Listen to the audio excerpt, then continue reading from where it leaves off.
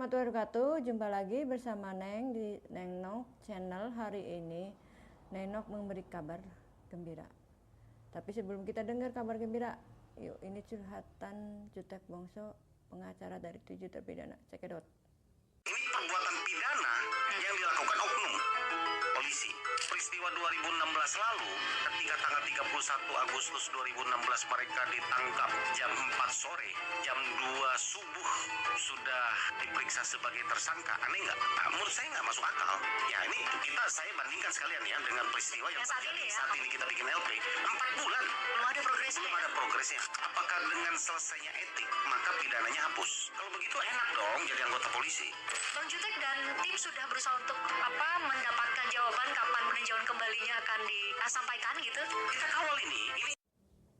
Harapannya semoga benar-benar PK-nya nggak ditolak, diterima, dan prosesnya siapa yang bersalah gitu, oknum yang bersalah diproses. Ini satu lagi pendapat dari pakar hukum Pak Tengku Nasrul. Yuk cekidot. Dugaan pelanggaran HAM yang terjadi di kasus Vina membuat publik bertanya bagaimana hal itu dilihat dari sisi hukum. Ada satu yang paling penting dipahami dalam proses pemeriksaan seseorang di tahap penyidikan. Baik dia sebagai saksi apalagi sebagai terdakwa. Ada azas yang dikenal dalam hukum non-self-incrimination. Jadi seseorang tidak boleh dipaksa memberikan keterangan untuk kasusnya sendiri. Nah, dari kasus 7 orang narapidana yang mengajukan PK ini, walaupun mereka diperiksa sebagai saksi, kalau mereka dijadikan terdakwa, berarti kan perkara dia sendiri. Dia tidak boleh dipaksa memberikan keterangan untuk perkaranya. Nah, apalagi lewat penyiksaan. Nah, kalau menurut hemat saya seluruh BAP itu harus batal demi hukum. Makanya kalau orang yang awam hukum, hormati pasal 56 KUHP. Pasal 56 KUHP mengatur setiap orang yang didakwa dengan suatu perkara pidana yang diancam 5 tahun atau lebih wajib didampingi oleh penasihat hukum.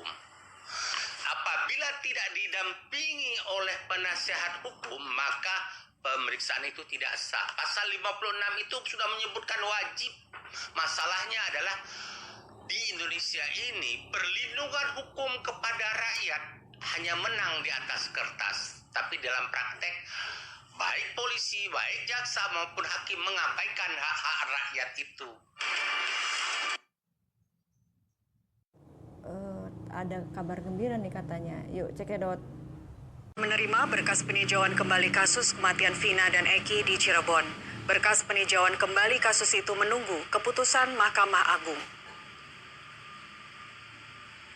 Juru bicara Mahkamah Agung Yanto mengatakan PK kasus kematian Vina dan Eki telah diterima pada 4 November lalu dan telah dilakukan penunjukan hakim.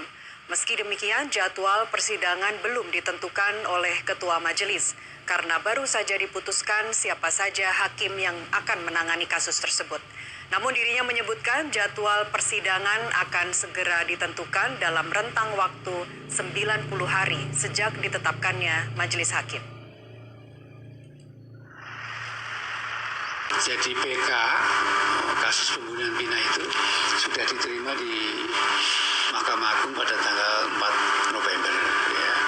Dan majelis hakimnya sudah ditunjuk ya.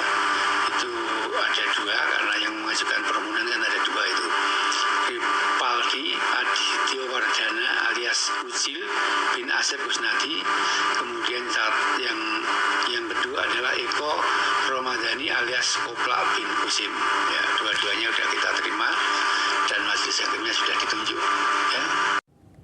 Dari sekian tadi video, semoga kasus ini cepat selesai. Yang 7 terpidana yang penting mah bebas. Komen-komen di bawah, jangan lupa like, share, dan subscribe-nya ya. Terima kasih. Assalamualaikum warahmatullahi wabarakatuh. Dadah.